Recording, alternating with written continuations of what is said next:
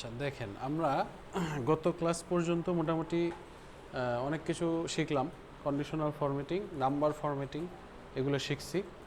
তো আজকে থেকে আমরা মোটামুটি একটু ইন্টারমিডিয়েট লেভেলে যাব। হ্যাঁ, তো আজকে আমরা যে জিনিসটা শিখব সেটা একটু আপনাদের খুব মনোযোগ হইতে হবে এখানে এবং একটু মাথাটা খাটাইতে হবে। সেটার নাম হলো লজিক্যাল ফাংশন। ঠিক আছে, লজিক দিয়ে আমরা কাজ করব ডাটার মধ্যে। তো লজিক্যাল ফাংশনের মধ্যে কি কি ফর্মুলা নিয়ে আমরা কাজ করব, ফর্মুলার নামগুলো একটু আগেই দেখে নিই। ইফ, ইফস, নেস্টেড ইফ বলে আরেকটাকে, ওটা ওই ইফই বাট একটু ডিফারেন্টভাবে এডিট করে। তারপরে অ্যান্ড, অর।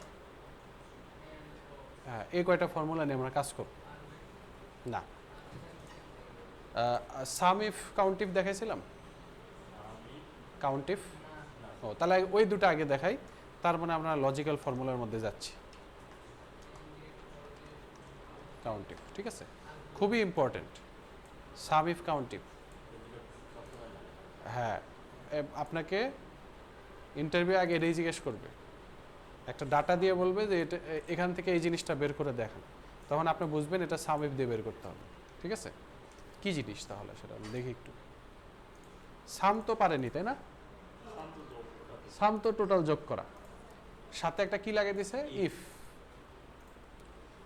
মনে করেন, হ্যাঁ আরেকজনে যে রেদওয়ান আছে, ওই তো আসে না, ওই যে মোটা করে ডিজিটাল মার্কেটিং করে, লম্বা করে মোটা করে। হ্যাঁ হ্যাঁ, রাফি ছিল না? রাফি, অসিফ তন্ময় রেদওয়ান, অসিফ রেদওয়ান তন্ময়,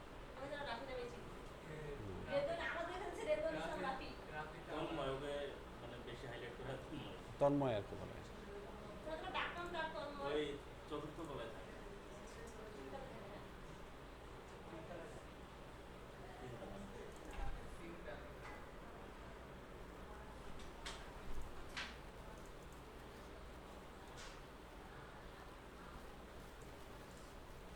হয়ে যাচ্ছি, দাঁড়ান এক মিনিট।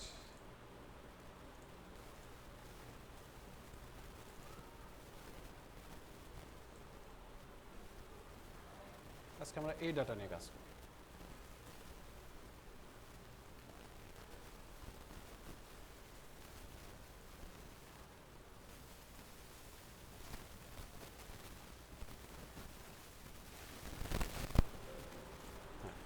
মনে করেন আমার কাছে একটা ডাটা আছে, এটা কিসের ডাটা? এটা একটা সেলস ডাটা। মনে করেন ফার্নিচার কোম্পানি আছে, ফার্নিচার একটা ইন্ডাস্ট্রি, এখানে ফার্নিচার সেল করে কাদের কাছে? রিটেলার, সব ফার্নিচারগুলো আছে না, ওদের কাছে যে ফার্নিচারগুলো যে সেল করে আসে, কারা? Sales person. তো এখানে কি কি কিসের ডাটা আছে? সেলস পারসন এই প্রোডাক্টগুলো নিয়ে এই রিজিয়ন এখানে নর্থ ইস্ট, সাউথ ওয়েস্ট অনেক রিজিয়ন আছে, 4টা রিজিয়ন। এই কাস্টমারের কাছে, মনে করেন এগুলো হলো এক একটা কোম্পানির নাম, যেরকম টটবি থাকে না, ওই রকম ধরেন হোম টাউন ফার্নিচার, এগুলো কোম্পানির নাম। এগুলো কাস্টমারের কাছে এই ডেটে গিয়ে এক একটা কস্ট করছে কত, কয়টা সেল করছে, তাহলে টোটাল কস্ট করছে কত, এই ডাটাটা আমার কাছে আছে। এটা একটা পুরা 2 বছরের সেলস ডাটা। এখন এই ডাটার মধ্যে আমাকে বলা হলো যে সব টোটাল কস্ট, অর্থাৎ গ্র্যান্ড টোটাল কস্ট যেটা আছে সেটা কি। গ্র্যান্ড টোটাল কস্ট বের করার জন্য এখন কি করতে হবে? সাম করতে হবে। টোটাল কস্ট যা আছে পুরোটাই আমি সাম করে দেবো। ঠিক আছে, এখানে সিলেক্ট করে আপনি ডাইরেক্ট এইচ কলন, এইচ দিলে এইচ কলনের পুরা যা আছে সব যোগ হয়ে যাবে, এমনকি যেখানে ডাটা নাই সেটাও সাথে অ্যাড হয়েছে। এইচ কলন এইচ দিলে ওই এই কলমে আপনি পরবর্তীতেও যদি ডাটা অ্যাড করেন সেটাও যোগ হয়ে এখানে অটোমেটিক যোগ হয়ে যাবে। কিন্তু এখন আপনাকে আপনার সিনিয়র বলল যে ভাই আমার সব দরকার নাই, আমার শুধু প্রোডাক্টের মধ্যে এখানে কি আছে, চেয়ার, শোকেস, ডিনার টেবিল, আমার শুধু ডিনার টেবিলের টোটাল কস্টটা দেখতে হবে। ঠিক আছে, তাহলে নর্মালি আপনি যতটুকু আপনি শিখছেন ততটুকুর মধ্যে একটা ওয়েতে আমরা করতে পারি, সেটা কি? ফিল্টারের মাধ্যমে এখানে আমি সিলেক্ট করতে পারি কি ডিনার টেবিল, পরে যে শুধু ডিনার টেবিলের টোটাল কস্ট এখন দেখাচ্ছে। কিন্তু এখন যদি আমি সাম করি, এইচ টু এইচ, তাও দেখেন ওই সবেরই সাম দেখাচ্ছে, একই হিসাব দেখাচ্ছে, শুধু ডিনার টেবিলের হিসাব দেখাচ্ছে না। তো এর জন্য আমাদেরকে কি করতে হয়, যখন ফিল্টারের মাধ্যমে কোনো কিছু সাম করব, তখন আমরা যে ফর্মুলা ইউজ করব সেই ফর্মুলার নাম সাব টোটাল। কি? Sub total. হ্যাঁ, ইকুয়াল টু সাব টোটাল। ঠিক আছে, সাব টোটাল সিলেক্ট করলাম। দেখেন শুধু সাম না, আপনি আরও অনেক কিছু করতে পারবেন, এভারেজ, কাউন্ট, ম্যাক্স, মিনিমাম সবই করা যায়। তো আপনি শুধু দেখতে যাচ্ছেন সাম, তাই না? তাহলে এই যে সাম 9 নম্বরে আছে, এটা ডবল ক্লিক করলেন, 9 সিলেক্ট হইল, কমা। এবার কোন অংশটুকু সাম করব, এই যে এইচ কলন এইচ, এটা দিয়ে দিলেন, দিয়ে আমি এখন ইন্টারপ্রেস করলে দেখেন এখন কিন্তু ডিফারেন্ট দেখাচ্ছে, এখন কিন্তু এই টোটালটা দেখাচ্ছে না। আমি যদি এখানে ডিনার টেবিলটা অফ করে দিই, মনে করেন সবই সিলেক্ট করি, তাহলে দেখেন এখানেও 28,000, এখানেও 28,000, একই সেম। কিন্তু এখন যদি আমি একটু প্রোডাক্টটা চেঞ্জ করে ডিনার টেবিল করে দিই, তাহলে দেখেন এটা চেঞ্জ হয়নি, কিন্তু এটা চেঞ্জ হয়ে গেছে। এখন শুধু ডিনার টেবিল টোটাল কস্ট আমাকে দেখাচ্ছে। আবার এটা যদি চেঞ্জ করি, মনে করেন বললাম যে শুধু আমাকে চেয়ার দেখান, তাহলে শুধু চেয়ারের কস্ট কত পড়ছে টোটাল সেটা দেখাচ্ছে। আবার আমি যদি চাই চেয়ার নর্থ ওয়েস্ট রিজিয়নে টোটাল কস্ট কত পড়ছে, সেটাও এখানে আলাদা করে আমাকে দেখাচ্ছে। মানে আমি এখানে ফিল্টার করার সাথে সাথে ওখানে অটোমেটিক সাম হয়ে যাচ্ছে। ঠিক আছে, এটা একটা ওয়ে যে নির্দিষ্ট ডাটা থেকে এভাবে সাম করা। এবং আজকে আমরা যেটা শিখবো আরেকটা ওয়ে কি, সাম ইফ। সাম ইফটা কেন লাগবে? কারণ এটা তো আমাকে বারবার ফিল্টার করে করে দেখাইতে দিচ্ছে। যখন চাইবে একসাথে সব চাইবে, মনে করেন প্রত্যেকটা প্রোডাক্টের আমি টোটাল কস্ট দেখতে যাচ্ছি, তখন আপনি একবার করে ফিল্টার করে করে একটা একটা করে দেখে আবার আরেক জায়গায় সেটা নোট করবেন, দরকার নেই। এখানে আপনি রেডি করতে পারবেন। কিভাবে?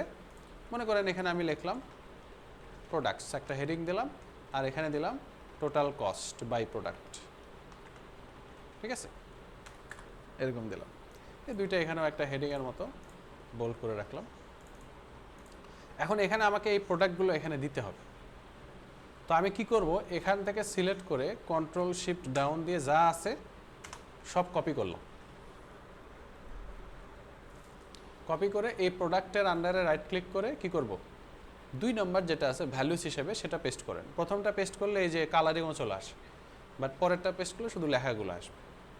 পেস্ট করলাম, বাট এখানে দেখেন ওই যে চেয়ার 2 বার আছে সেটাও আসছে, শোকেস যে অনেকবার আসছে সেটাও আসছে, ডিনার টেবিল বারবার আসছে সেটাও আসছে।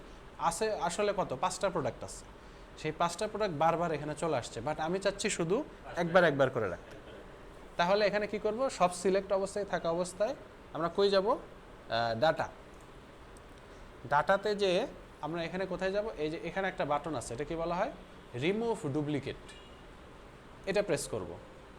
তারপরে এখানে continue with the current selection, অর্থাৎ যে সিলেকশন করেছি সেখানের মধ্যেই রিমুভ ডুপ্লিকেট করতে।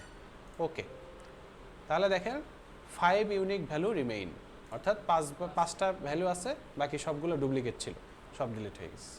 ব্যাস, এভাবে করে আপনারা ডুপ্লিকেট রিমুভ করতে পারেন। এখন এখানে আমার সাম করতে হবে। তো আমরা কি ফর্মুলা ইউজ করব, সাম ইফ, SUMIF, সাম ইফ।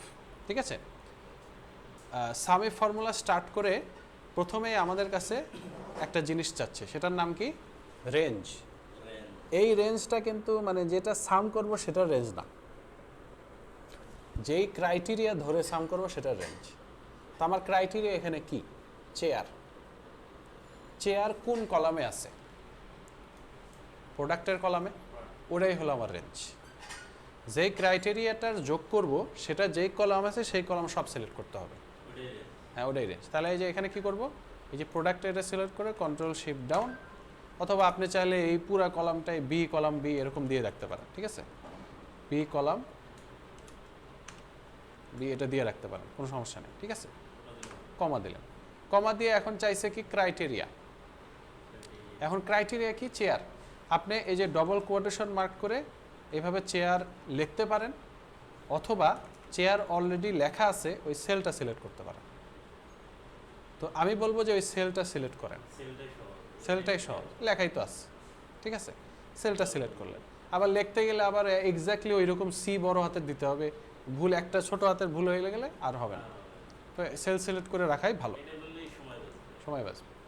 কমা দিয়ে এবার চাচ্ছে সাম রেঞ্জ। এবার বলতেছে আমি যোগটা কি করব, তাহলে যোগ করবে কোন কলাম, এইচ কলাম, তাহলে আপনি এইচ কলন এইচ দিয়ে রাখলেন, এন্টার প্রেস করলেন, ঠিক আছে। তাহলে এখানে কত দেখাচ্ছে, আমি ডলারে করে দিই, এই যে 4,78,352 শুধু চেয়ারে পড়ছে। তা আমরা একটু দেখি এটা ঠিক দিছে নাকি, এখানে শুধু আমরা শুধু চেয়ার দিই, তাহলে দেখেন সাব টোটালেও ঠিক সেম রেজাল্টটাই দেখাচ্ছে, তার মানে ঠিক আছে। এখন বাকিগুলো বের করার জন্য আমার আর কষ্ট করতে হবে না, এ কোনায় ধরে নিচে টান দিব, অটোমেটিক সবগুলো প্রোডাক্টের বের হয়ে গেল, ঠিক আছে। তাহলে আমি আপনাদেরকে একটু ডাটা দিই, ও আরেকটা জিনিস করে একবারে প্র্যাকটিস করেন, সেটা হলো সাম ইফের পরে আরেকটা ফর্মুলা আছে, সেই ফর্মুলাটার নাম হলো সাম ইফস, সাথে একটা এস আছে লাস্টে, ইফস। এটা বুঝতেই পারতেছেন যেহেতু এস দেওয়া আছে, তার মানে মাল্টিপল ক্রাইটেরিয়া। মনে করেন আমি দেখতে চাচ্ছি চেয়ার নর্থ ওয়েস্ট রিজিয়নে হোম টাউন কাস্টমারে কেমন সেল হয়েছে, 3টা ক্রাইটেরিয়া দেখব। তাহলে আমি এখানে লিখে রাখি, ফার্স্টে আপনি যে কপি করবেন, কপি করে রাখা ভালো, না হলে এক্স্যাক্টলি ওরকম নাও থাকতে পারে। ধরেন চেয়ার নর্থ ওয়েস্ট রিজিয়ন আর এদিক থেকে হোম টাউন কাস্টমার, 3টা জিনিস সিলেক্ট করলাম, ঠিক আছে। 3টা জিনিস সিলেক্ট করে রাখলাম। এখন আমাকে এখানে আমি একটা কাজ করতে পারি এখানে, সেটা আপনাদের দেখাইনি, সেটা হলো 3টা সেল একসাথে সিলেক্ট করে এখানে মার্জ আর সেন্টার করা যায়। এটা করলে 3টা সেল একটা সেল হয়ে যায়। হ্যাঁ, এই জিনিসটা দেখাই নাই আমি, এটা ভুলে গেছিলাম। হ্যাঁ, এইটা হলো এটাই আর কি, একটাই বাকি ছিল যে মার্জ অ্যান্ড সেন্টার, ঠিক আছে। এরকম করলে 3টা সেল মিলে একটা, এটা দেখা নেই একটা কারণ আছে, কারণ এটা করলে না ফিল্টার ফর্মুলা যদি আপনি ডাটার মধ্যে এরকম কোনো কাজ করেন তাহলে ওগুলো কাজ করে না, এটা একটু ডেঞ্জারাস। এটা খুব নির্দিষ্ট একটা জায়গায় আপনি ইউজ করতে হবে এই মার্জ অ্যান্ড সেন্টার, কারণ এটাতে সেলগুলো উল্টাপাল্টা হয়ে যায়। কারণ দেখেন এটা কিন্তু আর একটা সেল হয়ে গেছে, ঠিক আছে, কিন্তু রো কিন্তু আবার 7, 8, 9 আছে। এখন এটার না, এই সেলটার নাম কি, হ্যাঁ এই সেলটার নাম কি, এখন কি আপনি M7 দিবেন নাকি M8 দিবেন নাকি M9 দিবেন, এটা এক্সেল গোলায় ফেলায়, বুঝতে পারে না, তখন সেই সেল সিলেক্ট করলেও বোঝে না কিছু। এই জন্য আর কি, এই জন্য মার্জিন সেন্টারটা খুব নির্দিষ্ট একটা জায়গায় করতে হয়, না হলে সমস্যা হয়। তো এখানে ধরেন আমি ইকুয়াল টু, এখন কি দিব, সাম ইফস, এই ফর্মুলাটা অ্যাপ্লাই করব। এখানে দেখেন ফার্স্টেই কি চাই নিচ্ছে, সাম রেঞ্জটা চাই নিচ্ছে, তো আমি ফার্স্টেই বললাম যে এইচ কলাম এইচ দিয়ে দিলাম। তারপরে এখন চাচ্ছে ক্রাইটেরিয়া রেঞ্জ 1, অর্থাৎ আমার প্রথম ক্রাইটেরিয়া কি, চেয়ার, তাহলে চেয়ারের রেঞ্জটা কোনটা, প্রোডাক্ট, অর্থাৎ বি কলাম বি, কমা এর মধ্যে কি কোন জিনিসটা চাচ্ছি, এর মধ্যে আমি কোন ক্রাইটেরিয়াটা চাচ্ছি, এই যে বি কলাম বি এর মধ্যে চেয়ার, তাহলে চেয়ারটা সিলেক্ট করলাম, কমা দিলাম। কমা দিয়ে এইবার কি criteria range 2 north West, north West যে কলাম আছে সে কলাম নাম কি, সি, তাহলে এবার লিখতে হবে সি কলন সি, কমা দিয়ে কি সিলেক্ট করবো, এই যে নর্থ ওয়েস্ট লেখা আছে নর্থ ওয়েস্ট। তারপরে এবার 3 নম্বর হোম স্পেস, তাহলে এটা কি লিখবো বলেন তো এবার, কাস্টমারের কলমের নাম কি, ডি, তাহলে ডি কলন ডি, কমা দিয়ে কি সিলেক্ট করবো, এই যে হোম স্পেস, ঠিক আছে।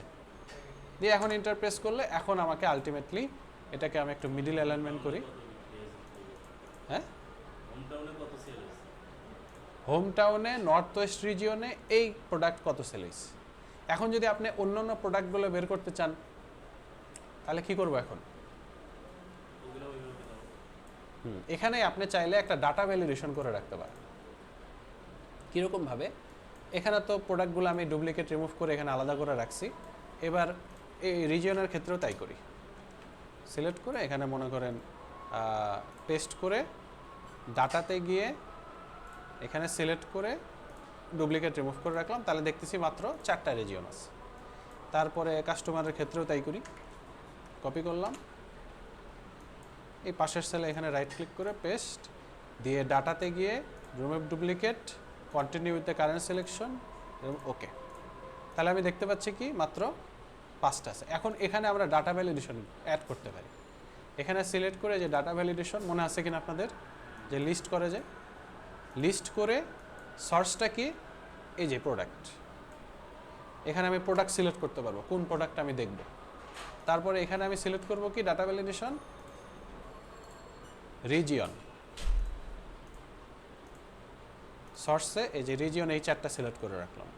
ওকে, তারপর কাস্টমারের এখানে ডাটা ভ্যালিডেশন কোনটা দেব, কাস্টমারের এই কয়টা। ওকে, তাহলে এখন আমি জাস্ট চেঞ্জ করে সিলেক্ট করে চেঞ্জ করব। মনে করেন আমি এখন ডিনার টেবিল দেখতে যাচ্ছি, তাহলে ওই অনুসারে এটা সুন্দর করে চেঞ্জ হয়ে যাচ্ছে। ডিনার টেবিল সাউথ ওয়েস্ট রিজিয়নে ফার্নিচার কাস্টমারের কাছে টোটাল কস্ট কেমন হয়েছে, এটার ডাটাটা এখানে সেভ হয়ে যাচ্ছে। এই কাজটা করতে পারবেন না, এখন আমি আপনাদেরকে এই ডাটাটা দিয়ে দিচ্ছি।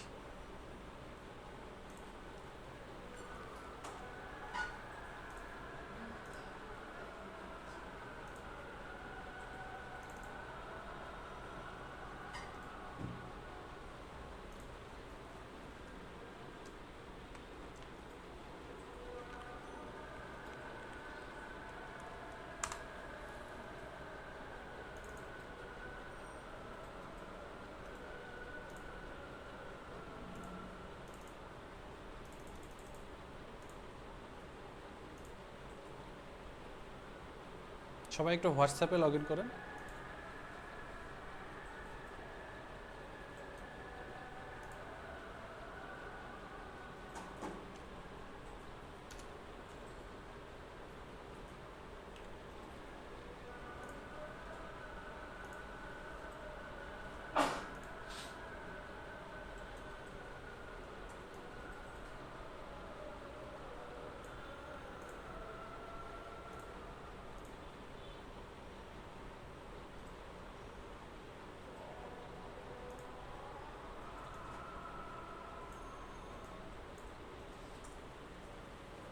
যে আমি এটা এখানে এরকমভাবে দিয়ে রাখলাম, হ্যাঁ এইভাবে করবেন। হ্যাঁ, এই যে ডিনার টেবিল এখানে এরকম লিখে রাখবেন, আর ওই অনুসারে আমি সিলেক্ট করে করে যাতে এখানে দেখতে পারি। ঠিক আছে, এরকম একটু চেষ্টা করেন বানানোর। ফার্স্টে কী করবেন, সবগুলো এখানে আনবেন, এনে ডুপ্লিকেট রিমুভ করবেন, করে এখানে ডাটা ভ্যালিডেশন করবেন, দিয়ে ফাইনালি এখানে সাম ইফ যে ফর্মুলাটা আছে সেটা অ্যাপ্লাই করবেন। সাম ইফ ফর্মুলাটা আমি এখানে দিয়ে রাখলাম, দেখে দেখে অ্যাপ্লাই করা। দেখেন, একটু নামাজ পড়ে আসি।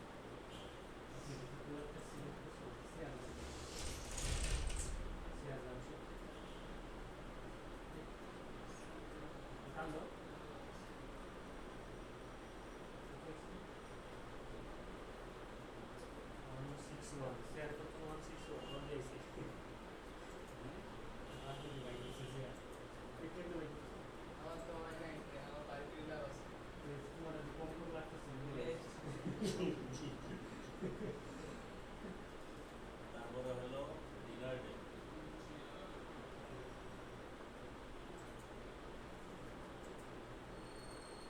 Coffee dinner table, coffee dinner table, তারপরে হচ্ছে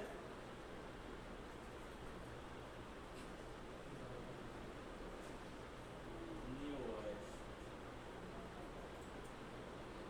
কফি নিউ ওয়াইফ, তারপরে হচ্ছে ফার্নিচার,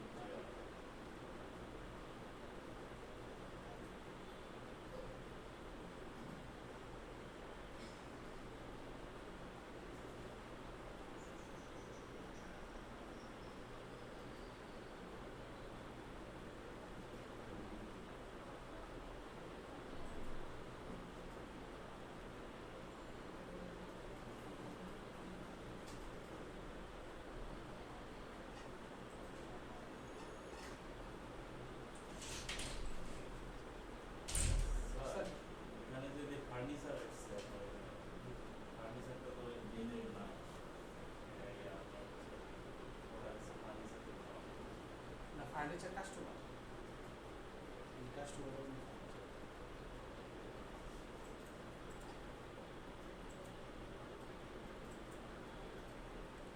ইয়ে করো, একদম সব কিছু কপি করে ইয়ে করো, মানে ডাটা ভ্যালিডেশন করবে। ও তোমার ডাটা ভ্যালিডেশন করা একটু সবগুলো এক জায়গায় এটা রিমুভ ডুপ্লিকেট করে তারপর ডাটা ভ্যালিডেশন, ঠিক আছে?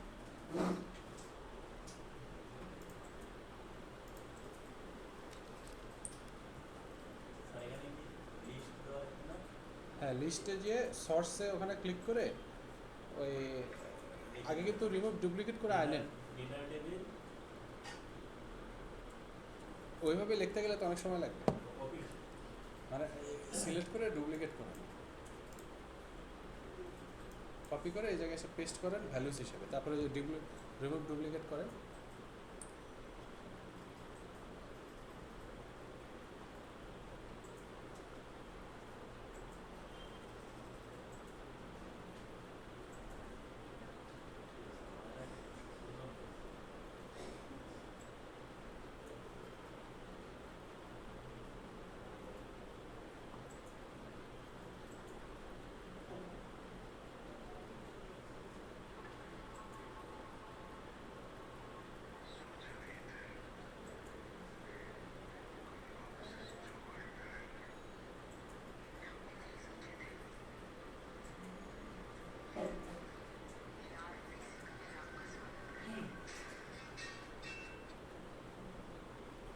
স্যার এগুলো কি কপি করে নেবো?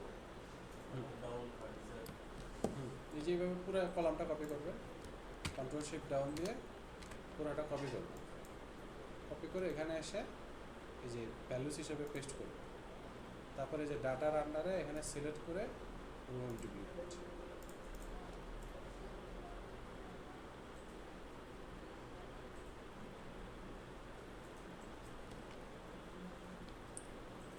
তিনটা কলামই আনা।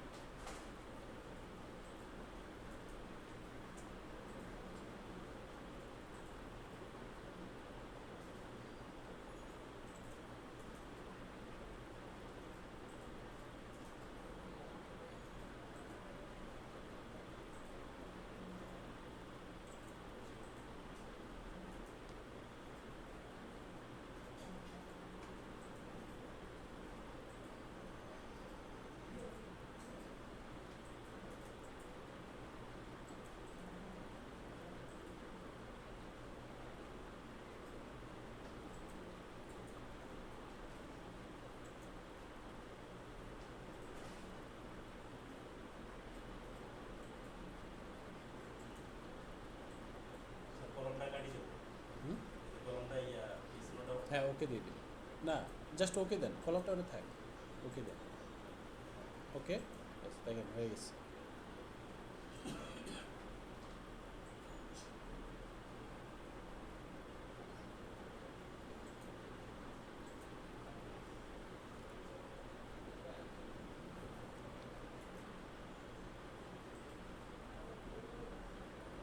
স্যার এখন কী করবো? হুম? এখন কী করবো? এটা তো করা হয়েছে। করেছে, তাহলে কি কি করছেন? রিজিয়ন করবেন, মানে যেগুলো যেগুলো এখানে বসাবেন সেই তিনটেই করেন। রিজিয়ন করেন, কাস্টমার করেন, আর প্রোডাক্ট করেন। করছেন তিনটা? সেম কাজ। যে প্রোডাক্টের আবার সবগুলো কপি করে এখানে পাশে নিয়ে আসেন, রিমুভ ডুপ্লিকেট করেন। তারপর ও আসতেছে, এখনই শেষ, একটু করতে রাখেন।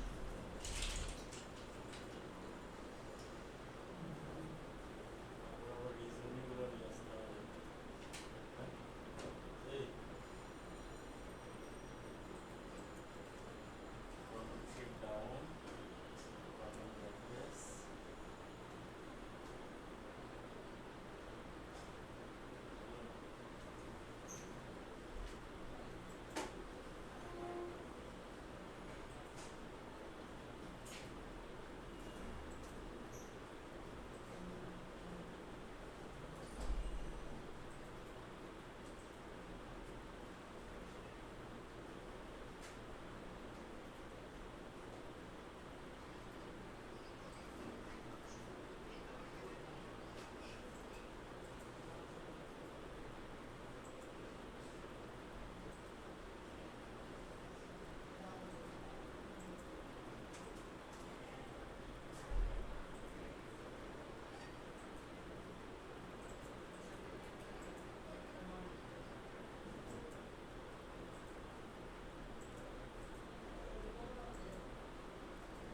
স্যার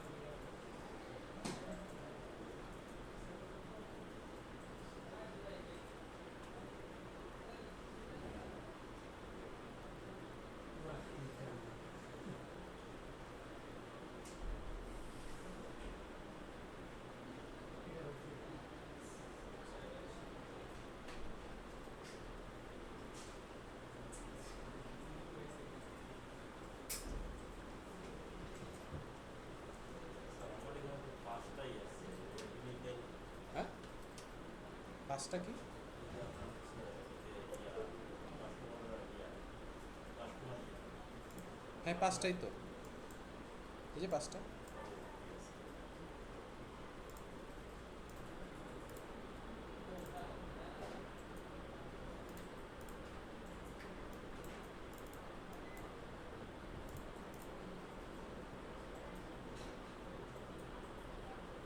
আসছেন? এই যে এখানে, কপি কপি করা যায়। হ্যাঁ, এটা তো কপি কপি করবেন না তো, ওখানে সিলেক্ট করে জাস্ট ওই সেলগুলো টেনে এইভাবে সিলেক্ট করে দিবেন। হ্যাঁ, এই সেলগুলো তো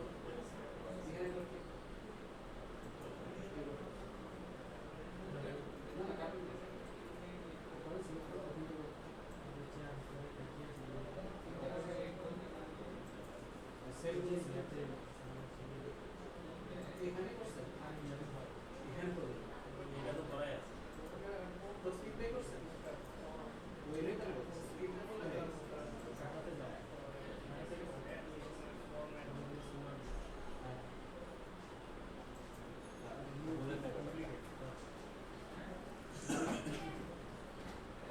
আমি একটু অন্যভাবে দেখাই জিনিসটা, তাহলে একটু বুঝবো।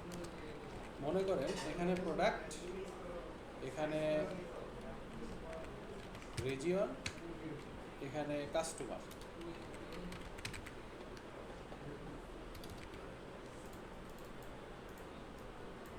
ঠিক আছে? তো প্রোডাক্টের আন্ডারে তো অনেক কয়টা প্রোডাক্ট আছে, এই কয়টা প্রোডাক্ট, তাই না? তো আমি এখানে প্রোডাক্ট সিলেক্ট করব, আর এই জায়গাতে আমার দেখাই দিবে যে টোটাল কস্ট কত আছে। তো প্রোডাক্টটা সিলেক্ট করার ক্ষেত্রে আমাকে কি করতে হবে? ডাটা ভ্যালিডেশন করতে হবে। তো প্রোডাক্টে তো শুধু প্রোডাক্টই ডাটা ভ্যালিডেশন করব, অন্য কিছু তো ডাটা ভ্যালিডেশন করব না। তাহলে প্রোডাক্টের এখানে ক্লিক করে ডাটাতে যাব, তারপর ডাটা ভ্যালিডেশন, তাই না? তারপর এখানে লিস্ট করব, সোর্সে গিয়ে প্রোডাক্ট যেখানে পরপর আছে এই কয়েকটা এই কয়টা টেনে সিলেক্ট করব। প্রোডাক্টের আন্দাজ শুধু প্রোডাক্টই ডাটা ভ্যালিডেশন করে দেবে। আবার এবার আসি রিজিয়ন। রিজিয়ন এখানে সিলেক্ট করে লিস্ট করলাম, তারপর রিজিয়নের এখানে কি করব, এই যে এই কয়টা, চারটা, তাই না? এখানে একবার ক্লিক করে এভাবে টেনে চারটা। এখানে দেখেন কি হয়েছে, J14 থেকে J17, মানে এই কয়েকটা সেল সিলেক্ট হয়েছে। ঠিক আছে, ওকে। এবার কাস্টমারের আন্ডারেও সেম, ডাটা ভ্যালিডেশন, লিস্ট। এবার কাস্টমার করেছে যে এই জায়গায়, এখানে সিলেক্ট করে একটু নিচে যেভাবে টেনে এত টেনে সিলেক্ট করলাম। তাহলে এখন ডাটা ভ্যালিডেশন মানে কি, এখন আমি যে কোনো এগুলোর মধ্যে সিলেক্ট করতে পারবো, যে কয়টা আমি এখানে দিছি। এখানে কাস্টমার এটা চুজ করতে পারবো, এখানে এটা চুজ করতে পারবো দিয়ে এখন এই জায়গাতে ধরলাম আমি এই জায়গায় পাশেই করি টোটাল কস্ট। ঠিক আছে, এখানে এখন আমি করব কি, sum if equal to sum ifs, ফার্স্টে সাম রেঞ্জ। তো সাম রেঞ্জের কলাম কোনটা, এইচ, তাহলে এইচ কলন এইচ কমা, তারপরে ক্রাইটেরিয়া রেঞ্জ 1, অর্থাৎ প্রোডাক্ট হলো আমার ক্রাইটেরিয়া রেঞ্জ, প্রথম ক্রাইটেরিয়া যে প্রোডাক্ট সিলেক্ট করবো। আপনি প্রথম ক্রাইটেরিয়া কাস্টমারও ধরতে পারেন, কোনো সময় যে এটা কোনো সিরিয়াল নাই, যে কোনো এক কলাম আপনি আগে সিলেক্ট করতে পারেন। তো ধরলাম আমি প্রোডাক্টেরটা আগে সিলেক্ট করলাম, প্রোডাক্টের হলো বি, তাহলে দিলাম বি কলাম বি, কমা দিয়ে কি সিলেক্ট করতে হবে কোথায়, এই যে প্রোডাক্টের যেখানে আমি সিলেক্ট করব যে কোন প্রোডাক্টটা আমি দেখতে যাচ্ছি ওই সেলটা সিলেক্ট করে রাখবো, কমা। এবার ক্রাইটেরিয়া রেঞ্জটা কি, নর্থ ওয়েস্ট, অর্থাৎ রিজিয়নের কলামটা সি, তাহলে সি কলাম সি, কমা, এর মধ্যে কি কোনটা আমি সিলেক্ট করব সেটা হলো এই যে এই সেলটাতে আমি সিলেক্ট করে দিব যে কোন রিজিয়ন চাচ্ছি আমি। তারপরে কমা দিয়ে এবার কি কাস্টমারের কলাম, তাহলে কাস্টমারের কলাম মেইন ডাটা থেকে সিলেক্ট করলাম ডি কলন ডি, তারপরে কমা দিয়ে এর মধ্যে কাস্টমার কোনটা হবে সেটা সিলেক্ট করবো কোথায়, এই জায়গাতে, তাই না? তারপরে আমি ইন্টারফেস করব। হ্যাঁ, ও বুঝলে, আচ্ছা আচ্ছা। এই রিকি ভাই একটু দরজাটা লাগাই, হ্যাঁ লাগাই দেন।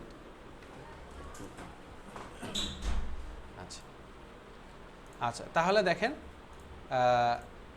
এই যে এখন আমি এখান থেকে সিলেক্ট করব যে কোন প্রোডাক্ট কোন রিজিয়নে কোন কাস্টমারের কাছে ডাটাটা আমি দেখতে চাচ্ছি। তাহলে এখানে আমি সিলেক্ট করলাম, মনে করেন যে কফি টেবিল সাউথ ইস্টে এই যে ফার্নিচার কাস্টমারের কাছে কেমন টোটাল কস্ট করছে, তাহলে ওই অনুসারে চেঞ্জ হয়ে যাচ্ছে। এবার কি বুঝতে পারছেন নাকি? হ্যাঁ, ও আচ্ছা, এইটা না ডাটা ভ্যালিডেশন, তিনটা ঘর এভাবে সিলেক্ট করে এই যে এখানে মার্জ অ্যান্ড সেন্টার। ঠিক আছে, এটা যদি এইভাবে করেন তাহলে করবেন, আর আমি এখন যেভাবে করলাম এইভাবে তো দরকার নেই। আবার সিলেক্ট করে এখানে আবার ক্লিক করলে আবার আগের মতো হয়ে যায়। ঠিক আছে, তো যদি বুঝে থাকেন তাহলে আমরা নেক্সট টপিকে যাই, কারণ আরও টপিক আছে তো কভার করতে হবে, এটা বাসায় প্র্যাকটিস করে। হ্যাঁ, এখন আমরা যেই টপিকটা করব সেটা এবার সামিফ হয়ে গেল।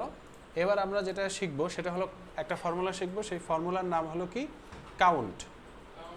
হ্যাঁ, কাউন্ট মানে কি, গণনা করা, কাউন্ট করা 1 2 3।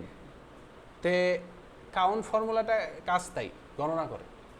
ঠিক আছে, গণে কয়টা আছে। এখন কাউন্ট ফর্মুলার অনেকগুলো ভ্যারিয়েশন আছে, আমরা এখানে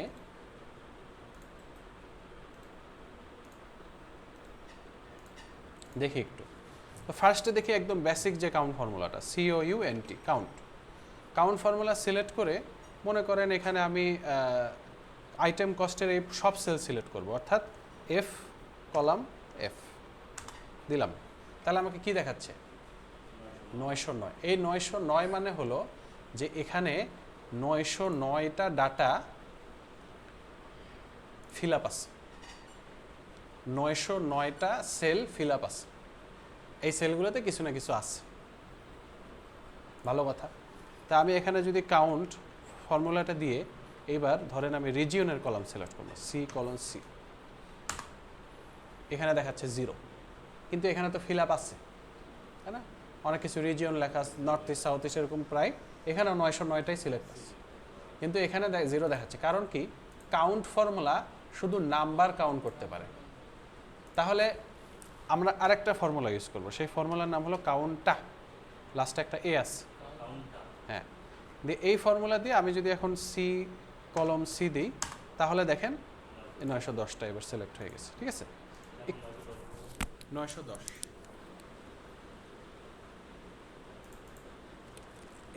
এখানে 909, এখানে 910 কেন হইল?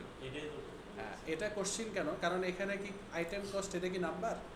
এটা তো টেক্সট, যার কারণ এইটা বাদে শুধু নাম্বার যেখানে আছে সেটা কাউন্ট করছে, কিন্তু এখানে রিজিয়নও তো টেক্সট, সো এখানে এই জন্য এই হেডিংটাও কাউন্ট করছে, এটার হেডিংটা কাউন্ট করে।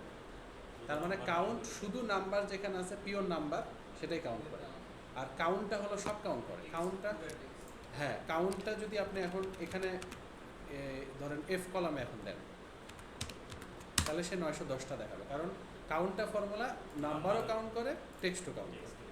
ঠিক আছে, এই হ্যাঁ। তারপরে হলো আর কি আছে কাউন্ট ফর্মুলা? কাউন্টটা কাউন্ট ব্ল্যাঙ্ক আছে, এটা হলো উল্টাটা, যে কোন সেলটা ফিল আপ নাই সেটা কাউন্ট করবে। তো এটা দিয়ে যদি আমি এখন সি কলম সি দিই, তাহলে কত? 10,47,666টা ফাঁকা। স্বাভাবিক, কারণ 10,48,000 আছে, সো প্রায় 1000টা 909টা ডাটা যদি ফিল আপ থাকে তাহলে 1000টা কম, ঠিকই আছে। ঠিক আছে, তাহলে ব্ল্যাঙ্ক হলো এতটা। তারপর আছে কাউন্ট ইরোর। ও কাউন্ট ইরোর নেই না, আচ্ছা ইফ ইরোর আছে, আচ্ছা সেটা সমস্যা নেই। আচ্ছা কাউন্ট ইফ আছে, এটা হলো মূল আমাদের টপিক। কাউন্ট ইফ ফর্মুলাটা হলো যে সবই কাউন্ট করবেন, আমি বলবো যে শুধু নর্থ ইস্ট কয়বার আছে সেটা কাউন্ট করবেন, তাহলে সেটা কাউন্ট করবেন। ঠিক আছে, তাহলে কি করব? রেঞ্জ হলো সি কলন সি দিয়ে কমা দিয়ে, মনে করেন আমি বললাম যে নর্থ ইস্ট কই লেখা আছে, এই যে নর্থ ইস্ট, এই সেলটা সিলেক্ট, ইন্টার প্রেস করলাম, তাহলে 910টার মধ্যে 310 বার নর্থ ইস্টে সেল হয়েছে, ডাটা পেয়ে গেলাম। ঠিক আছে, তাহলে এখানে আমি যদি কাস্টমার ইয়ে করতে চাই, equal to count if customer, এখানে সব সিলেক্ট করলাম, বা এখানে ডি কলন ডি দিলাম, কমা দিয়ে বললাম যে কাস্টমারের যেরকম একটা সিলেক্ট করে হোম স্পেস, এটা কয়বার আসছে? এটা 180 বার আসছে। ঠিক আছে, এইরকম করে তাহলে কাউন্ট ইফ দিয়ে আমি কাজ করতে পারি। আর কাউন্ট ইফস কি? মাল্টিপল কাউন্ট করে একসাথে। মাল্টিপল কাউন্ট বলতে এখন কি বোঝাচ্ছে? মনে করেন আমি বি কলন বি দিয়ে বললাম এখানে তুমি চেয়ার কাউন্ট করো, তারপরে এরপরে বললাম সি কলন অর্থাৎ রিজিয়নের কলাম দিয়ে বললাম যে তুমি এর মধ্যে শুধু নর্থ ইস্ট কাউন্ট করো, কমা দিয়ে এবার ডি কলন ডি দিয়ে বললাম তুমি এর মধ্যে হোম টাউন কাউন্ট করো, তাহলে দেখাচ্ছে 10 বার। এটা দিয়ে বোঝাচ্ছে যে চেয়ার নর্থ ইস্ট রিজিয়নে হোম টাউন কাস্টমারের কাছে কয়বার সেল হয়েছে, কয়বার ডাটা আছে সেটা দেখাচ্ছে। এর মানে এই না যে এখানে একবার চেয়ার কাউন্ট করবে, এখানে একবার নর্থ ইস্ট যতবার আছে সব কাউন্ট করবে, না, চেয়ার নর্থ ইস্ট আর হোম টাউন তিনটা এক লাইনে যেখানে যেখানে আছে সেটা শুধু কাউন্ট করছে। বুঝতে পারছেন? এই যে এখানে chair north east home town একবার আছে, কাউন্ট হয়েছে একবার। তারপরে দেখেন এখানে চেয়ার নর্থ ওয়েস্ট আছে, এটার কাউন্ট হয়, মানে একই জিনিস পাশাপাশি যখন থাকছে তখনই একমাত্র কাউন্ট করছে। ঠিক আছে, তাহলে এখন এই জিনিসটা এটা যেভাবে হয়েছে সেটা এখন এইভাবে করতে পারবেন ডাটা ভ্যালিডেশন দিয়ে। হ্যাঁ, এটা আমরা সাম ইফস করছি, এটা এখন জাস্ট সাম ইফসের জায়গায় কি করবেন? Count ifs.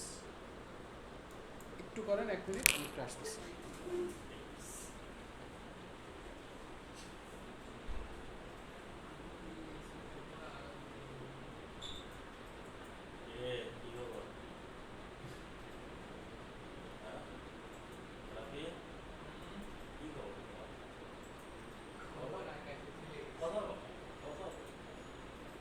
বাকিটা দেখতেছি কি করে।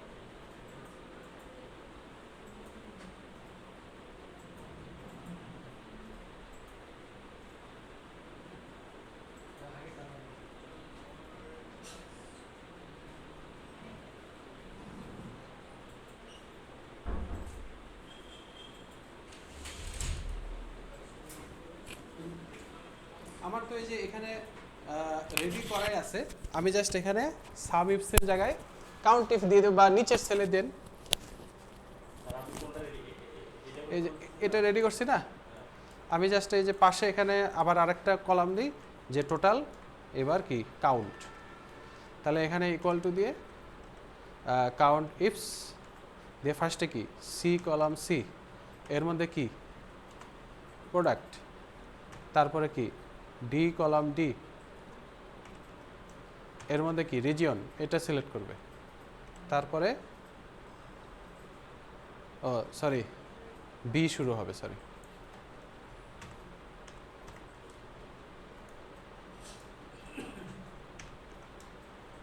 তারপরে লাস্টে ডি কলন ডি, এর মধ্যে খুঁজবে কি এই যে আমি যেটা সিলেক্ট করবো এখানে ডাটা ভ্যালিডেশন।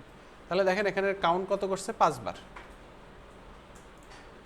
যে কফি টেবিল সাউথ ইস্টে ফার্নিচার কাস্টমারের কাছে 5 বার ডাটা আসছে, এটা চেঞ্জ করলে ওই অনুসারে এটাও চেঞ্জ হয়ে যায়।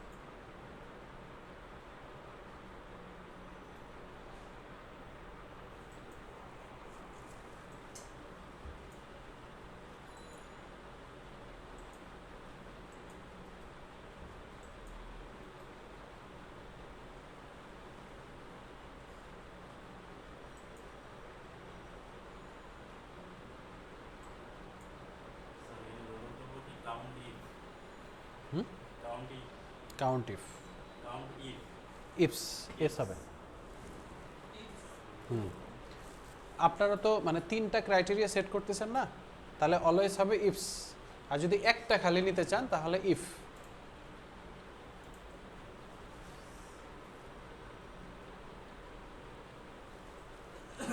তাহলে আমি শোকেসের ইয়াটা বের করি। হ্যাঁ ইয়া,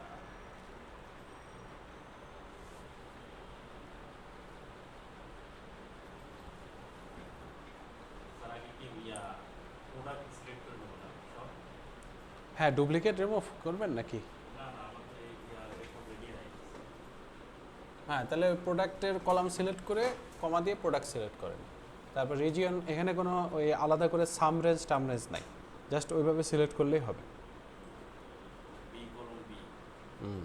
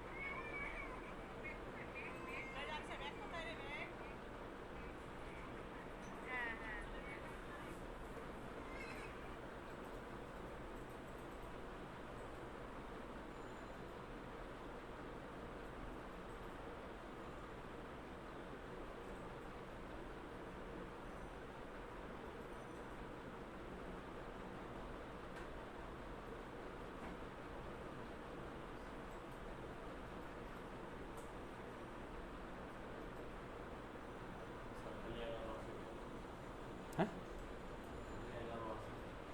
11 চেঞ্জ করে দেখেন কোন আপনি কোন 3টা দিচ্ছেন বলো, কোন 3টা দিচ্ছেন? শোকেস, হ্যাঁ নেটওয়ার্ক আর ফার্নিচার। নর্থ ওয়েস্ট, হ্যাঁ 11, ঠিক আছে তাহলে ঠিকই আছে। হ্যাঁ এভাবে করে কাউন্ট ইফ করে, ঠিক আছে। তাহলে আজকে সাম ইফ আর কাউন্ট ইফ আমরা শিখলাম, এইবার আমরা আসি আমাদের আসল লজিক্যাল ফাংশনগুলো। এই যে এই ইয়া আপনার হচ্ছে স্টেপগুলোর মধ্যে যে কোনো একটা করতে পারবো। হ্যাঁ এই system, মানে এই যে স্টেপগুলো দেওয়া আছে না চেয়ার, হ্যাঁ হ্যাঁ যে কোনো একটা সিলেক্ট করে করে দেখতে পারবেন, ঠিক আছে। সাম ইফও দেখতে পারবেন, আবার কাউন্ট ইফও দেখতে পারবেন। যদি একটা রিপোর্ট তৈরি করতে বলে বলে যে আমি দেখবো এরকম কোনটার টোটাল কস্ট কেমন পড়ছে 2 বছরে, তাহলে এরকম একটা রিপোর্ট রেডি করবেন। হ্যাঁ আরেকটা বলতে হ্যাঁ চেয়ার করেন ডিফারেন্ট ডিফারেন্ট।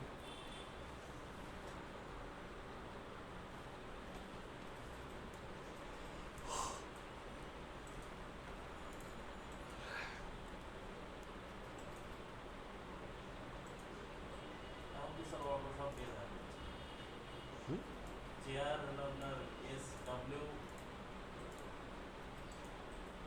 হোম কি হোম স্পেস পাঁচটা দেখেন দিকে স্যার, পাঁচটা chair S W W home space, home space. হ্যাঁ 5টা। তাহলে তো আমার আর কোনো কিছু একবার কষ্ট করলেই সব হয়ে যাবে। হ্যাঁ এটাই আমরা কষ্ট করে করলাম, যে ডুপ্লিকেট করলাম, ডাটা ভ্যালিডেশন করলাম, তাহলে আর এখন আর বারবার সিলেক্ট করে লিখতে হচ্ছে না, জাস্ট এখান থেকে সিলেক্ট করব কি দেখতে যাচ্ছি, ওই অনুসারে ডাটা চলে আসতেছে। এটাই তো শান্তি। একবারে পরিণত সারা জীবন আর পড়া লাগবে না। সারা জীবন আর কিছু করা লাগবে না, ঠিক আছে। এইবার আমরা আসি, যদি আমরা লজিক্যাল ফাংশন এরকম মানে একটা জায়গায় না, আমরা এরকম ডাটা নিচে নিচে এরকম কোনো কারণে আমাদের একটা লজিক দিয়ে কিছু একটা অ্যাড করতে হবে। তো লজিক্যাল ফাংশনের মধ্যে আমরা এই কয়েকটা ফাংশন, তার মধ্যে সামএফ কাউন্টিং হয়ে গেছে। এখন আমরা হ্যাঁ, এখন আমরা এগুলোর মধ্যে ফার্স্টে ইফ একটু আসি। তো ইফ লজিক্যাল ফাংশন ইউজ করার জন্য আপনাদেরকে কিছু সিম্বল আগে একটু জানতে হবে, সিম্বল সম্বন্ধে আইডিয়া রাখতে হবে। নতুন একটা শিটে যান, কাইটেন না, কোনো কিছু কাটবেন না, সবসময় নতুন শিটে যেয়ে কাজ করবেন। মানে এটা সেভ দিয়ে রাখি, হ্যাঁ, সেভ দিয়ে রাখবেন। পরে বাকি যা কাজে লাগবে। তো সিম্বলগুলো কি কি? হ্যাঁ, এই সিম্বলের নাম কি? এখানে গেট আর আরো If. অনেকগুলো আছে না? হ্যাঁ, এখানে লজিক গেটের অনেকগুলো আছে না? তিন প্রকার, and or not, XOR gate. না ওইটা তো অন্য লজিক, ওইটা হলো ওই যে ইলেকট্রনিক্স লজিক। হ্যাঁ, ওটা হলো লজিক গেট বলে ওটাকে, ওই লজিক এটা না। না না, ওইটা না। হ্যাঁ, জর গেট, নর গেট, এরকম অনেক গেট আছে, ওইটা না। হ্যাঁ হ্যাঁ হ্যাঁ, ওইটা না। তো দেখেন এখানে এই যে গ্রেটার দেন, এগুলো সিম্বল সম্বন্ধে তো আইডিয়া আছে আপনাদের, তাই না? হ্যাঁ, প্রথমটা হলো ইকুয়াল টু, এটা কি গ্রেটার দেন, লেস দেন। এটা হলো গ্রেটার দেন ইকুয়াল টু, এটা হলো লেস দেন ইকুয়াল টু, আর এটা হলো নট ইকুয়াল টু। হ্যাঁ, এটা ইকুয়াল টু, এটা নট ইকুয়াল টু, ঠিক আছে। তাহলে এই দুটো তো বুঝছেন না, গ্রেটার দেন আর গ্রেটার দেন ইকুয়াল টুর মধ্যে পার্থক্য কি? মনে করেন আমি বললাম যে x x greater than equal to 10, তাহলে এক্স এর মান কি হচ্ছে? 10, 11, 12 dot dot dot dot dot, এটা হলো এক্স এর মান। আর যদি বলি এক্স গ্রেটার দেন 10, 9 থেকে এই দিকে আছে। তাহলে এক্স এর মান কত হবে? 9 9 থেকে না, 11 থেকে। গ্রেটার দেন বলছি না, তাহলে মানে 10টা ইনক্লুড হচ্ছে গ্রেটার দেন ইকুয়াল টুতে, আর 10 ইনক্লুড হচ্ছে না কোথায়, শুধু গ্রেটার দেন লেখে, এই পার্থক্য, ঠিক আছে। ওই যে yeah greater than equal, double equal। Greater than ইকুয়ালে 10 থেকে শুরু হয়, আর শুধু গ্রেটার দেনে 11 থেকে শুরু হয়, 10টা কাউন্ট হবে না, ঠিক আছে, এটাই তো। তো মোটামুটি তাহলে এই সিম্বলগুলো সম্বন্ধে যদি জেনে থাকেন, তাহলে এই সিম্বলগুলো মূলত আমরা লজিক হিসেবে অ্যাড করি। এখন লজিকটা কি সেটা ডিপেন্ড করতেছে আপনি কি ধরনের আউটকাম চাচ্ছেন। মনে করেন আমি এখানে একটা ডাটা আমার কাছে আছে, শপিং মলের ডাটা। তো এখানে আমি লজিক দিতে চাচ্ছি যে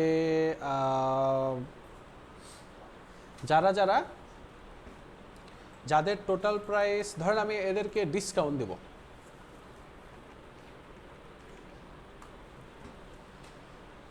হ্যাঁ ডিসকাউন্ট দিব।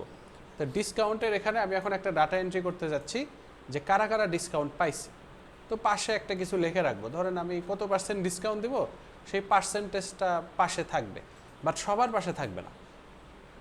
শুধুমাত্র যারা $150, সরি $1000 ওপরে খরচ করছে, টোটাল প্রাইস $1000 উপরে আসছে, তাদেরকে আমি একমাত্র 10% ডিসকাউন্ট দেবো। তাহলে এখান থেকে এখন আমি খুঁজে বের করবো কেমনে যে কারা কারা $1000 বেশি। খুঁজে বের করার অনেক ওয়ে আছে, আপনারা এই পর্যন্ত যা শিখছেন ফিল্টার করে খুঁজে বের করতে পারেন, ঠিক আছে। তারপরে আরও অনেক ওয়ে আছে। তো আমরা এখানে আজকে লজিকের মাধ্যমে কিভাবে খুঁজে বের করে সেইটা দেখব। সেইটাতে সুবিধা কি? সুবিধা হলো যে আমরা লজিকের মাধ্যমে খুঁজে বের করে ফর্মুলাও অ্যাড করতে পারবো, ঠিক আছে। এই ডাটাটা মনে দেয় নেই না আপনাদেরকে নাকি? এই ডাটা দিছি না? আচ্ছা স্যার, আমার ছেলে আমি ওটাই বলবো। হ্যাঁ হ্যাঁ, তাহলে দেখেন এখন এখানে পাশে ডিসকাউন্ট লিখলাম। ডিসকাউন্ট লেখার পর এখন এখানে মনে করেন আমি শুধুমাত্র যেখানে যেখানে 1000-এর ওপর আছে, মনে করেন এই যে এখানে 1000-এর ওপর আছে, তাহলে এর পাশে বসবে যে 15% ডিসকাউন্ট, এরকম ধরনের বসবে। তাহলে এখন এখানে আমি এখন লজিক্যাল ফর্মুলা দেখেন ইয়া করব কিভাবে, ইকুয়াল টু ইফ, সবাই একটু দেখেন মনোযোগ দিয়ে, ইফ ফর্মুলাটা স্টার্ট করলাম, ঠিক আছে? স্টার্ট করার পর প্রথমে কি চাচ্ছে, প্রথম অংশটা কি ফর্মুলার? Logical test, logical test.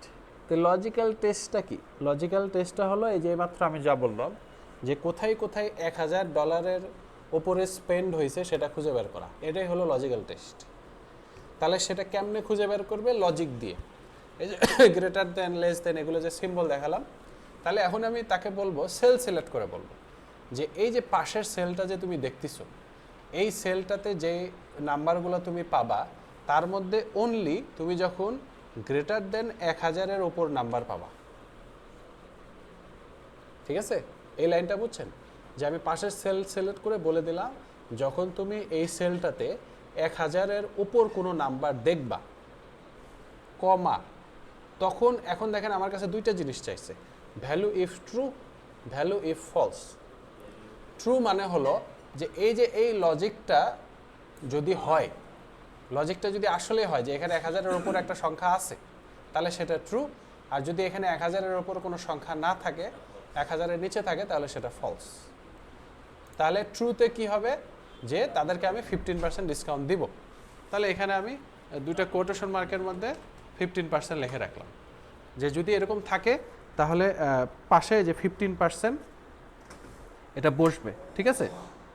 15% এই জিনিসটা বসবে।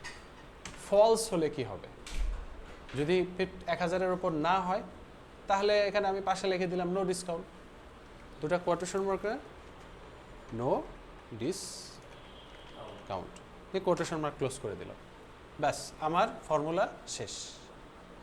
বুঝতে পারছেন?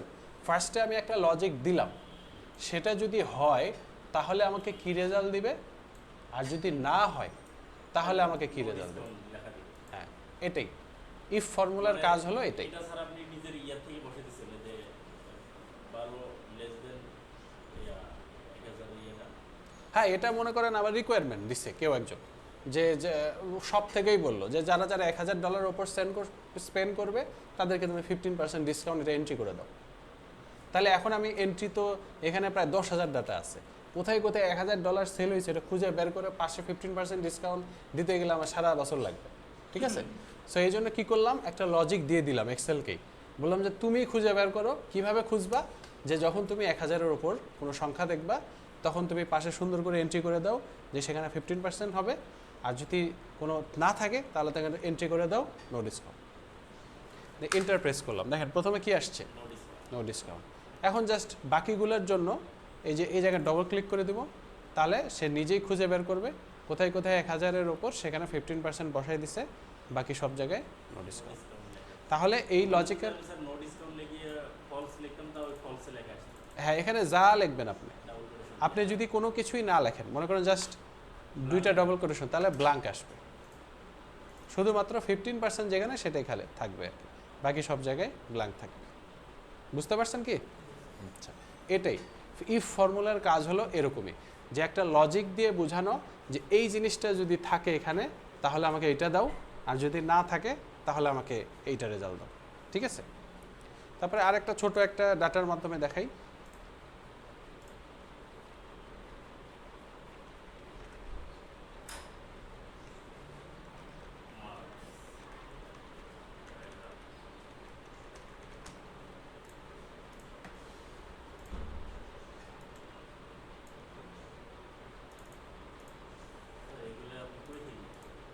কাস্টম লিস্ট ভুলে গেছেন?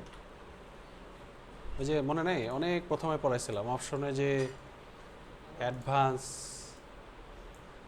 কাস্টম লিস্ট, তারপরে এখানে লিস্ট করে রাখছিলাম না, নামের লিস্ট, ভুলে গেছেন? হ্যাঁ হ্যাঁ হ্যাঁ, ওই যে ইয়ার মনে আছে, মনে আছে। আমি খালি চিন্তা করি যে এটা কেমনে কি হচ্ছে। দুইটার অপশন দেখেছিলাম। হ্যাঁ হ্যাঁ, প্রথমে ক্লাস না, একদম প্রথমের ক্লাস, দ্বিতীয় ক্লাস, হয় প্রথম ক্লাস না দ্বিতীয় ক্লাস, এরকম একটা। দ্বিতীয় ক্লাসে আমাদের একটা স্যার আমাদের তো প্রথম ক্লাসটা তো আমরা ক্লিয়ারলি সাউন্ড পাই, কিন্তু পরের ক্লাস আপনি যেটা অন্য ক্লাস থেকে দিয়েছেন সেটা কিন্তু এটা দেখাবো না। ও আচ্ছা আচ্ছা, সাউন্ডের মানে। মাথায় নিতে পারতেছি না। ও আচ্ছা আচ্ছা, সাউন্ডের সমস্যা হয়েছিল না আপনাদের? প্রথম ক্লাস আমি আবার দিয়ে দিছি না, সাউন্ড আছে যেটা। সেটাতে আবার এটা দেখানো নেই। ও সাধারণত প্রথম ক্লাসে এটা দেখা যাচ্ছে, তাহলে ওটা দ্বিতীয় ক্লাসে আমি দিয়ে দেবো নি। আচ্ছা, তো দেখেন মার্কসের আমি মাঝে মধ্যে একটা ফর্মুলা ইউজ করি, সেটা কি দেখাইছিলাম? RAND between. না স্যার, এটা হলো যদি র্যান্ডম কিছু নাম্বার দিতে চাই, যেরকম এখন মার্কস আমি যদি মানে অটো নাম্বার বসে যাবে। অটো নাম্বার বসে দেবে, দেখাইছিলাম না একবার, ওই যে জিমেল তৈরি করার সময় দেখালাম। স্যার তারপরও এখন একটু দেখা। হ্যাঁ হ্যাঁ বলে গেছিলাম, এটা ওই যে দুইটা টেক্সট একসাথে করে না, তখন দেখাইছিলাম আমি। RAND between equal to RAND between দিয়ে ধরেন সর্বনিম্ন নাম্বার থাকবে 0 আর সর্বোচ্চ নাম্বার থাকবে 100, 0 থেকে 100-এর মধ্যে র্যান্ডম কিছু নাম্বার সে বসাই দিবে। যেখানে ডবল ক্লিক করলাম, র্যান্ডম 0 থেকে 100-এর মধ্যে বসাই দিল, বাট এটা কন্টিনিউয়াসলি র্যান্ডমলি চেঞ্জ হতে থাকে। এটা মনে আমার পড়ানো আছে। সেটা কন্ট্রোল সি দিয়ে কপি করে আবার এই জায়গাতে রাইট ক্লিক করে ভ্যালুস হিসেবে পেস্ট করলে এটা ফিক্সড হয়ে যাবে, আর চেঞ্জ হবে না। ঠিক আছে, এটাই তো। এটা আমাদের ফোকাস না, এটা আগের ক্লাসে একটু দেখে নিন। আমাদের ফোকাস হলো রেজাল্ট। ধরেন আমাকে স্কুল থেকে বলা হলো যে এই স্টুডেন্টগুলো যে মার্কসগুলো পাইছে তুমি এখানে পাস ফেল এন্ট্রি করে দাও।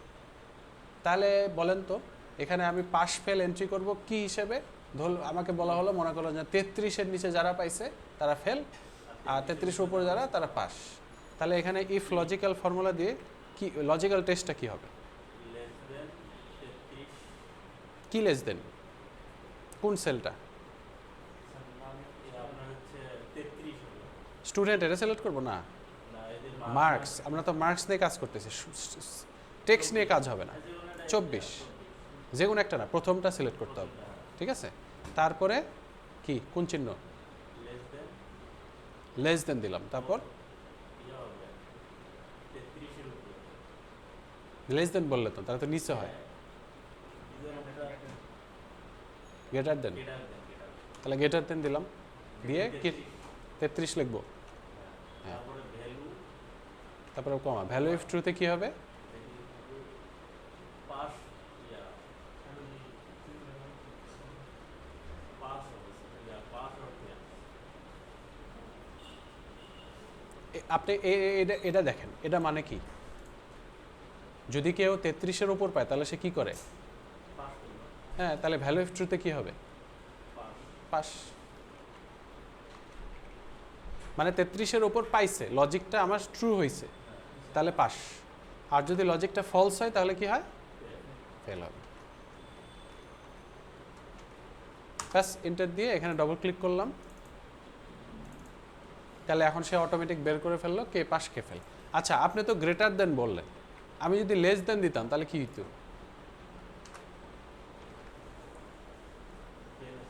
হ্যাঁ, লেস দেন 33 দিলে তাহলে ভ্যালু ইফ ট্রুতে কি হবে? ফেল। আর ভ্যালু ফলসে পাস। জাস্ট উল্টাই গেল, আমার লজিক কিন্তু সেম, জাস্ট হ্যাঁ জিনিসটা একই রেজাল্ট, কিন্তু জাস্ট আমি একটু ঘুরাই লিখলাম, এই আর কিছু। আচ্ছা, যদি এটা বুঝে থাকেন তাহলে এবার আমরা একটু আরো প্র্যাকটিসে যাই।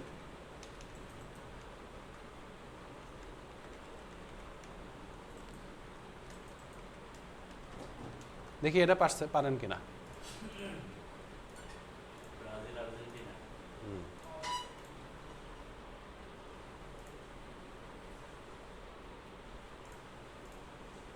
এরকম ঘর আপনারাও ঘর বানাই ফেলতে পারেন যদি চান। এখন আমার রিকোয়ারমেন্ট হলো ব্রাজিল আর্জেন্টিনা উইনারের যে ঘরটা দিছি নিচে, সেই ঘরে এই যে এই ঘরটাতে এখানে উইনার লেখা আসবে, কে কোন দেশ উইন হয়েছে, কার ওপর ভিত্তি করে আমি যখন ব্রাজিল আর আর্জেন্টিনার এই ঘরগুলোতে গোল সংখ্যা বসাবো, যে কে কয়টা গোল করছে। এখনও মনে করেন খেলা হইতেছে, আমি গোল সংখ্যা এখনও দেখি শেষ নাই, তো এখানে খেলা শেষ হলে আমি বসাই দেবো যে এখানে ব্রাজিল ধরেন 5টা গোল করছে, আর্জেন্টিনা 1টা গোল করছে, বা আর্জেন্টিনা 10টা গোল করছে, ব্রাজিল 2টা গোল করছে, এরকম আমি বসাবো। ওই অনুসারে আমাকে এখানে উইনার বলে দিবে কে উইন হয়েছে। এটা ইফ লজিক দিয়ে কেমনে করব? লজিক্যাল টেস্টটা কি হবে?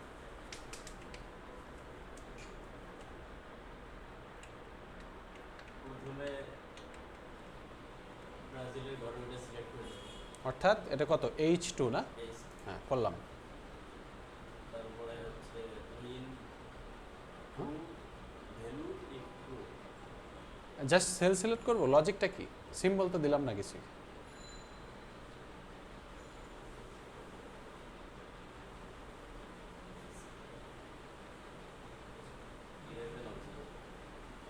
লেস দেন দিলাম, তারপর 5 দিলাম 5 5 দিয়ে কি হবে? ও 1 স্যার হ্যাঁ আর্জেন্টিনা 1। তার মানে যখন ব্রাজিলের ঘরে একের কম থাকবে গোল, তাই বুঝাচ্ছেন? হ্যাঁ দিয়ে তাহলে কি হবে তাহলে? কথা হয়েছে যে এখানে যে জায়গায় মান থাকবে ওইটা যে জায়গায় বেশি থাকবে ওইটাই দিবে। তো ওই অনুসারে তো দিতে হবে। এখানে যেভাবে বসাবে সেইভাবেই হবে। আচ্ছা। যদি একটা ঘর ফাঁকা তার অন্য ঘর মান থাকে তাহলে ওইটা দিতে হবে। তাহলে স্যার কমা দিয়ে আমরা তাহলে আমার কাহিনী কি? দুইটা ঘর নিয়ে কাজ হচ্ছে না, হ্যাঁ তাহলে তো কোনো 1 টু 1 হবে না, দুইটা ঘরের মধ্যে কম্পেয়ার করব আমরা। তাহলে এখন আর্জেন্টিনা হবে আর্জেন্টিনার ঘরটা নাকি দিয়ে তাহলে এখন ভ্যালু অফ ট্রুথে কি হবে?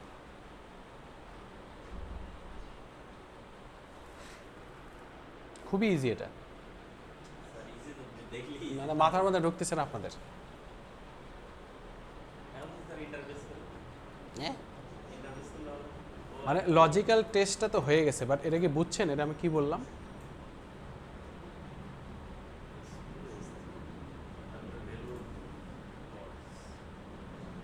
H2 is less than H3, H2 ঘর কার?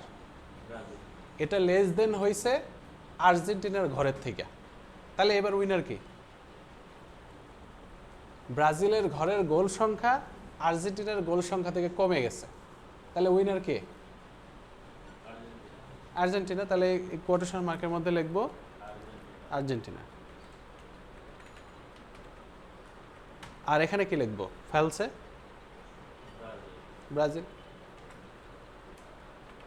এবার রুকসা মাথায় নাকি?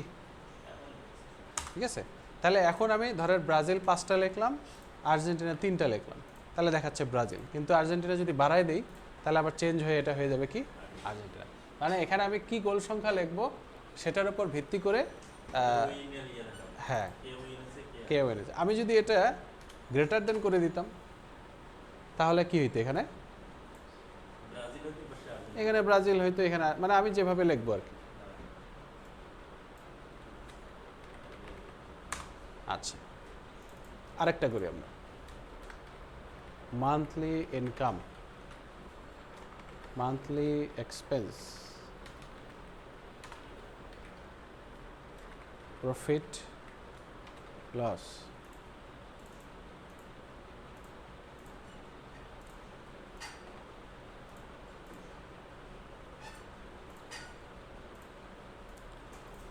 এখন মান্থলি ইনকাম, মান্থলি এক্সপেন্স এখানে আমি মাস শেষে লিখবো, বা মনে করেন ওই যে আজকে যে দেখালাম আপনাকে, আমি একটা মূল ডাটা থেকে এখানে সাম করে রাখলাম, মান্থলি ইনকাম মান্থলি এক্সপেন্সে একটা সাম করে রাখছি। তো এখানে মাস শেষে যা উঠবে ফাইনালি আমাকে বলবে কে প্রফিট হয়েছে নাকি লস হয়েছে। যদি প্রফিট হয় তাহলে প্রফিটের ঘরে এখানে লেখা থাকবে ইয়েস, আর লসের ঘরে কিছু থাকবে না, খালি থাকবে। আর যদি লস হয় তাহলে লসের ঘরে লেখা থাকবে ইয়েস, আর প্রফিটের ঘর খালি থাকবে। তাহলে আমাকে হ্যাঁ বসাইলে বসাইতে পারে, সমস্যা নেই। তার মানে আমাকে কি দুইবার ফর্মুলা দিতে হবে। ইফ ফর্মুলা, প্রফিটের জন্য একবার ইফ ফর্মুলা অ্যাপ্লাই করতে হবে, লসের জন্য একবার ইফ ফর্মুলা অ্যাপ্লাই করতে হবে। তাহলে প্রফিটের জন্য বলেন তো কি ইউজ করব?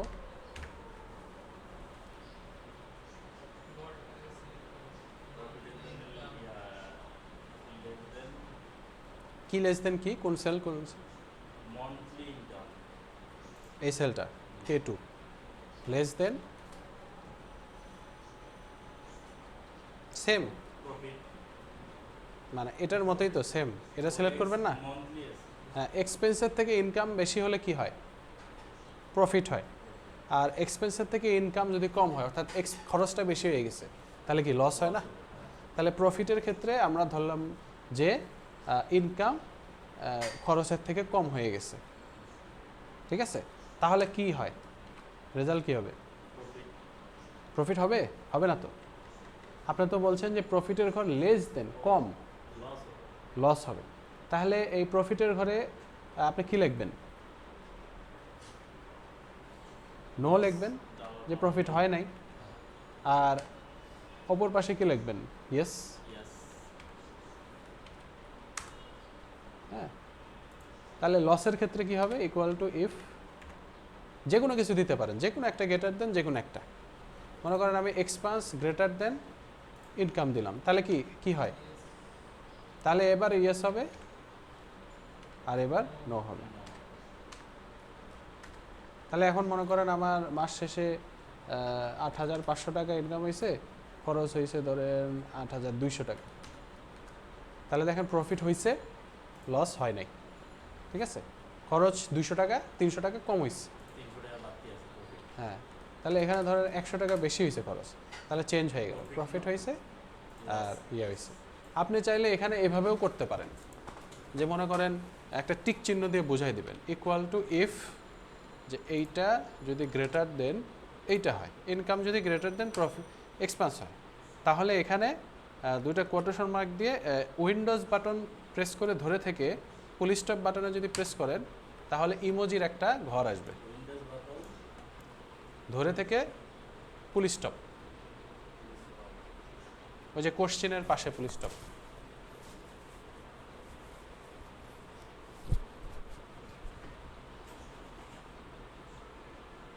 দেখতে পাইছেন? ডান পাশে অল্টার আছে না, ডান পাশে এএলটি, এএলটির ঠিক ওপরে একটা পুল স্টপ বাটন আছে, যে পুল স্টপ দেন না, হ্যাঁ, উইন্ডোজ বাটন ধরে থেকে। তো তারপরে এর মধ্যে মনে করেন আমি এই যে এখানে যে লাভ লাভ যে ক্যাটাগরি আছে ওইটার মধ্যে গিয়ে এখানে দেখেন এই যে টিক চিহ্ন আছে একটা, এই যে টিক চিহ্ন, হ্যাঁ, এটা সিলেক্ট করলাম, তাহলে এখানে ইমোজি উঠবে এখন। ঠিক আছে, দিয়ে কমা দিয়ে বাকি সময় দেখবেন বললাম যে খালি থাকে। ঠিক আছে, দিয়ে আমি এটা গেলো, এন্টার প্রেস করলাম। ঠিক আছে, আবার লসের ক্ষেত্রে কি হবে? ইফ যদি এবার এক্সপেন্স প্রফিটের থেকে বেশি হয়, তাহলে কি হবে?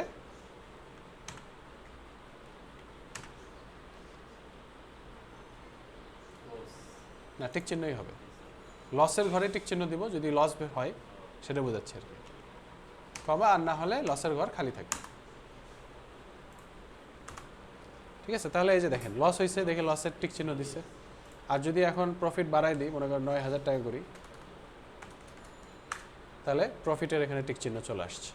এটা চাইলে সিলেক্ট করে মিডল অ্যালাইনমেন্ট করে রাখতে পারেন। তাহলে এখন আপনাকে টিক চিহ্ন দিয়ে দেখাবো। ঠিক আছে, স্যার আজকে এরকম করে আচ্ছা ঠিক আছে, আজকে এই পর্যন্ত থাক।